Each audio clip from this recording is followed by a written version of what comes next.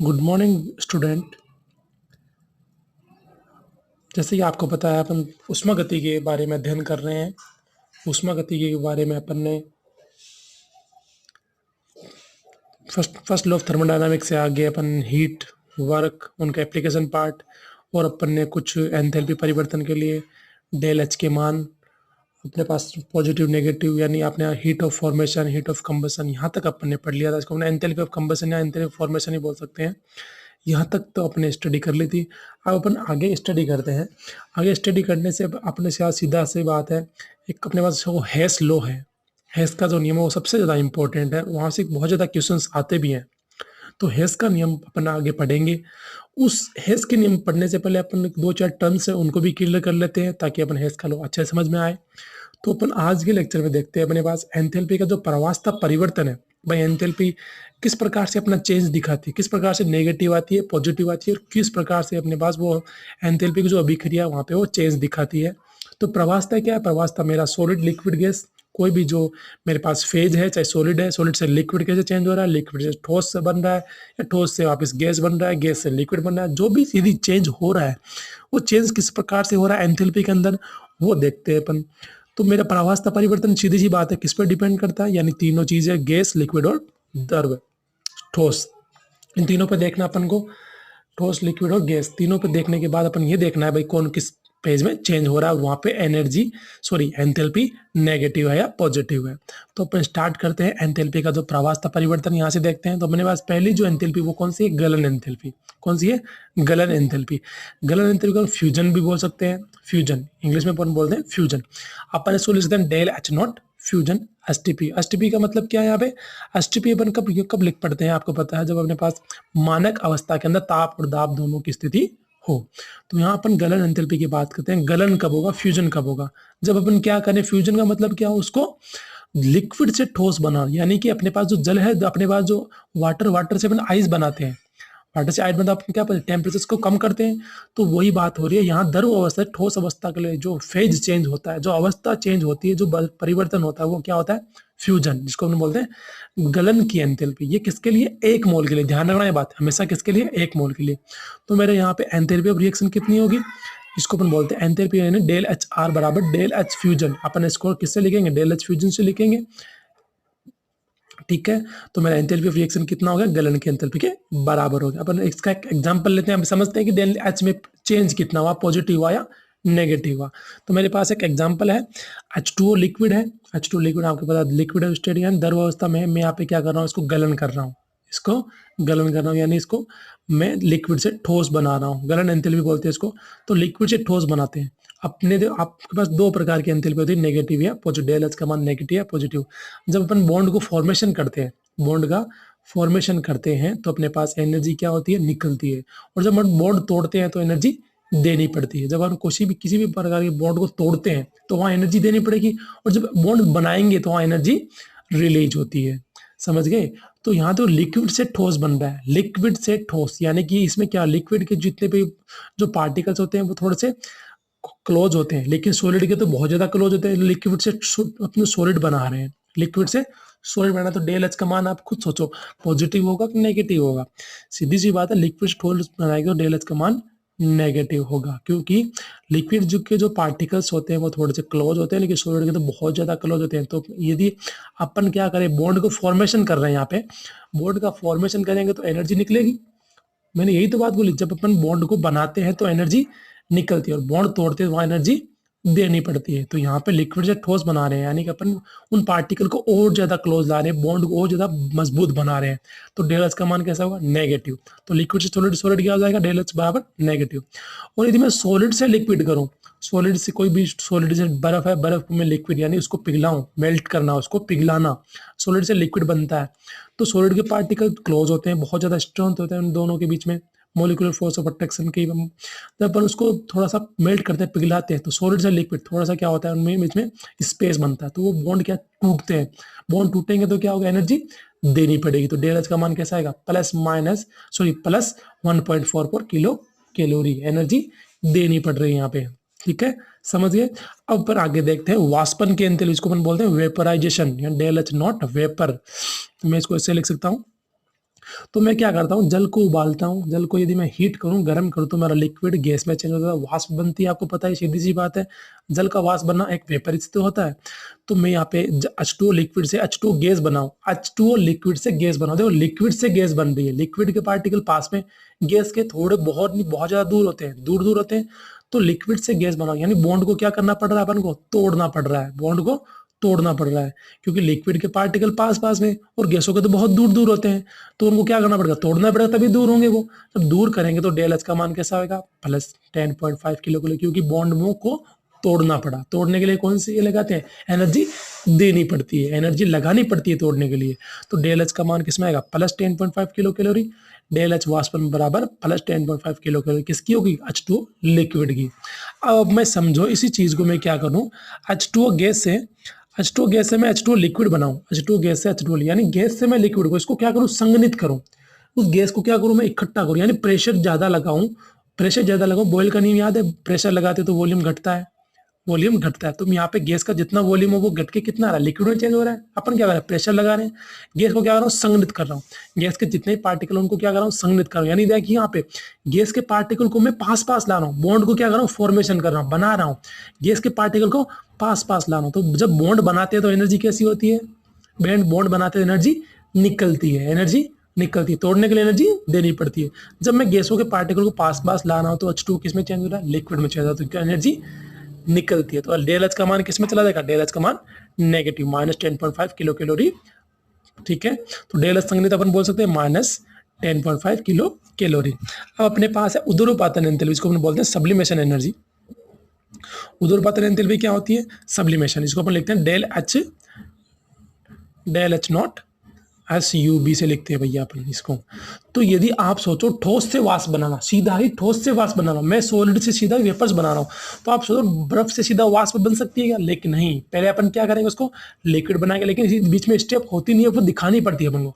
ठोस से वाष्प तो बनती है, लेकिन बीच में कोई स्टेप कौन सी आती है जो दिखती नहीं है, वो वो स्टेप होती है। यानी 1 मोल के लिए ठोस से वाष्प बनाते हैं, डेल एच का मान कैसा आएगा, बिल्कुल पॉजिटिव आएगा, क्योंकि ठोस को अपन तोड़ रहे हैं भैया, ठोस के पार्टिकल्स को अपन क्या कर रहे हैं, तोड़ रहे हैं।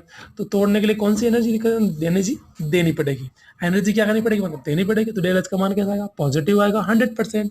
जब ठोस को लिक्विड बनाएंगे, लिक्विड से ठोस अपन गैस बनाएंगे, तो बिल्कुल बॉन्ड को फॉर्म अपन को ब्रेक करना पड़ेगा, बॉन्ड ब्रेक करना पड़ेगा, तो एनर्जी देनी पड़ती है। तो देने के लिए क्या लिखते हैं अपन, डेल एच का मान पॉजिटिव।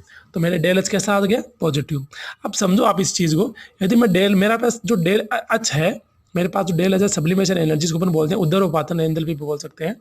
उदरोपातन एंथैल्पी उसको मैं ऐसे लिखता हूँ, डेल एच सब्लिमेशन उदरोपातन बराबर डेल एच मेल्ट, यानी मैं इसको क्या कर रहा हूँ, मेल्ट भी कर रहा हूँ, यानी द्रव वाला, और डेल एच वेपर, यानी मैं इसको वेपराइज भी कर रहा हूँ। तो फ्यूजन भी हो सकता है और बॉइलिंग भी हो सकता है, दोनों चीजें यहाँ पे हो सकती है। तो मेरा सब्लिमेशन एनर्जी दो की जो सम के होती है, जो दो एंथैल्पी चेंज होता है उसके सम के बराबर होती है मेरी डेल एच सब्लिमेशन। आप आसानी से समझ चुके हो मेरे हिसाब से। तो मैंने आपको दोनों तरीके से बता दिए, बॉन्ड तोड़ने और जोड़ने के हिसाब से, यानी बॉन्ड फॉर्मेशन और ब्रेकिंग करना।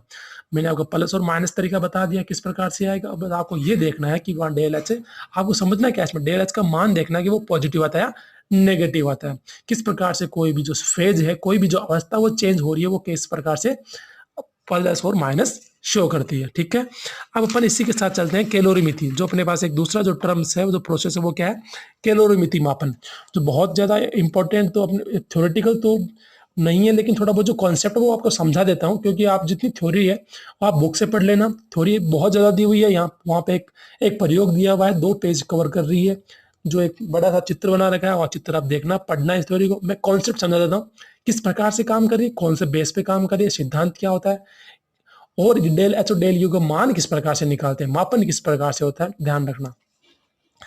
रासायनिक व भौतिक प्रक्रियाओं से संबंधित कोई भी रासायनिक प्रोसेस या भौतिक प्रोसेस, यानी आपके कोई भी केमिकल या फिजिकल प्रोसेस है, उससे संबंधित ऊर्जा परिवर्तन अपन क्या पढ़ते हैं, डेल एच और डेल यू कहाँ पढ़ते हैं, बिल्कुल वो एनर्जी के लिए पढ़ते हैं। तो ऊर्जा परिवर्तन को जिस तकनीक द्वारा ज्ञात करते हैं, यानी अपन जो एनर्जी चेंज करते हैं उसको जिस तकनीक द्वारा ज्ञात करते हैं, वो मेरी क्या होती है, वो मेरी कैलोरीमीटर कहलाती है। क्या कहती है, कैलोरीमीटर कहलाती है। ध्यान रखना ये बात हो।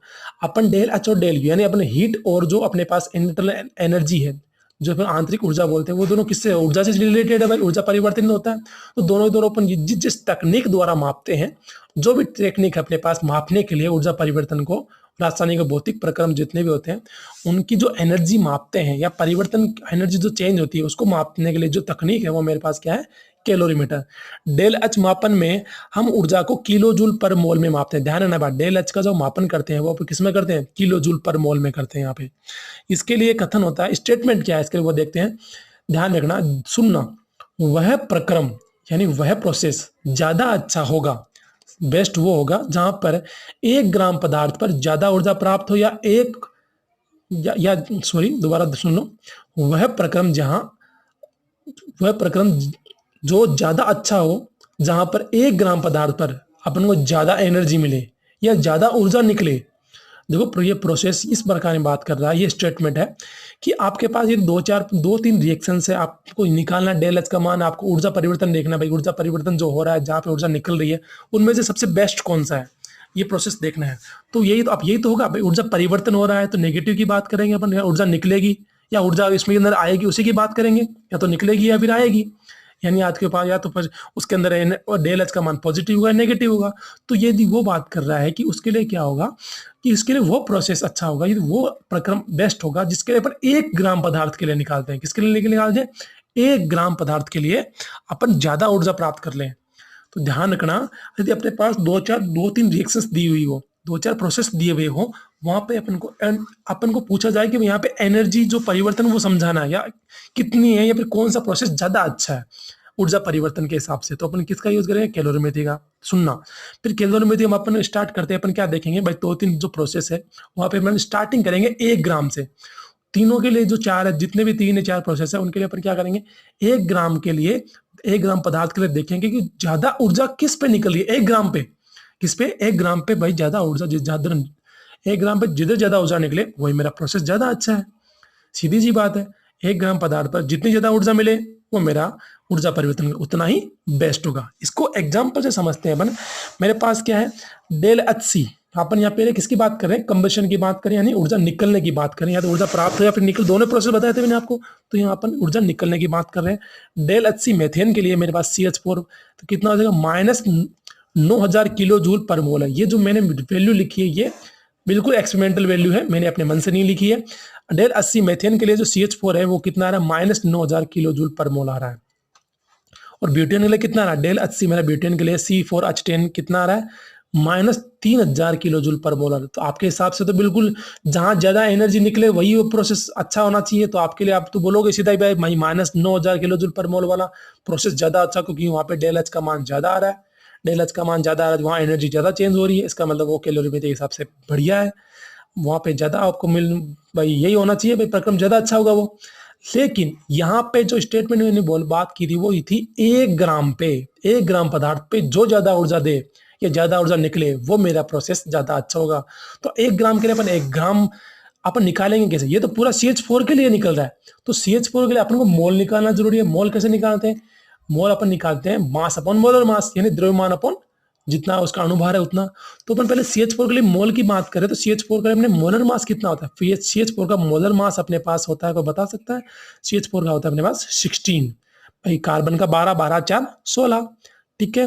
और वैसे ही C4H10 का कितना होता है, C4H10 का होता है भाई कार्बन 12 चौक 48, भाई 12 होता है 4 हो गई, तो 12 4 48 और 10 58, तो 58 हो गया मेरे ब्यूटेन के लिए, और मेथेन के लिए कितना हो गया 16।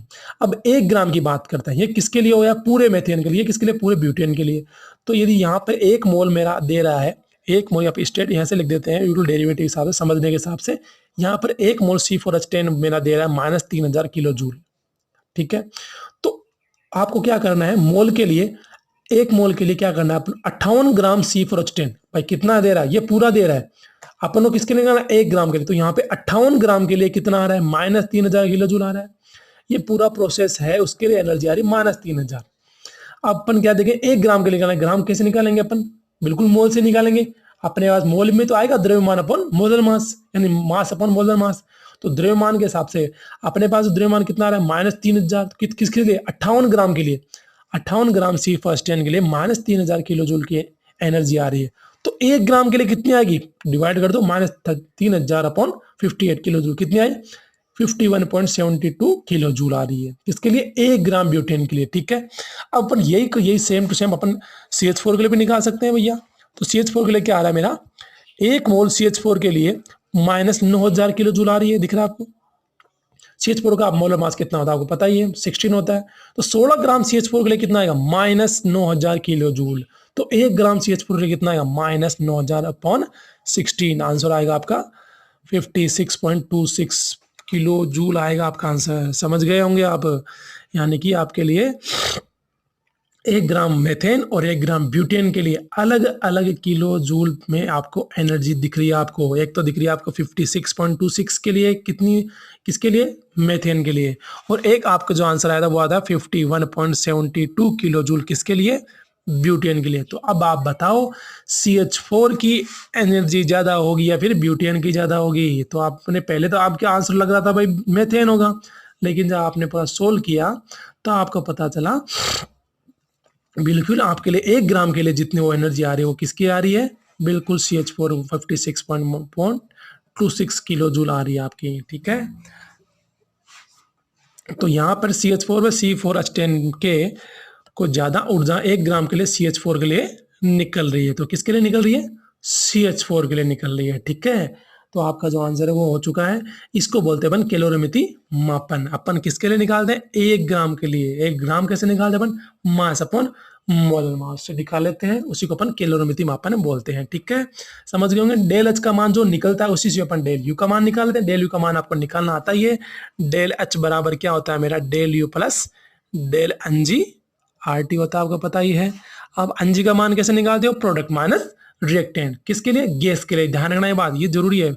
ये जो डेल एनजी वो किसके लिए, ओनली फॉर गैसेस के लिए, प्रोडक्ट माइनस रिएक्टेंट। ठीक है, उसकी मोल की संख्या वही मेरी क्या हो जाएगी, डेल एनजी, वहां से अपन डेल यू का मान भी निकाल सकते हैं। ये मेरा कैलोरीमिति मापन हो चुका है और मेरे पर अवस्था परिवर्तन वाला, दोनों मैंने आपको समझा दिया है। देख लेना, जो चीज समझ में नहीं आए वो कमेंट कर देना। ठीक है, और आपके आगे के लिए बेस्ट ऑफ लक, पढ़ाई करते रहें। ठीक है, बाय, थैंक यू।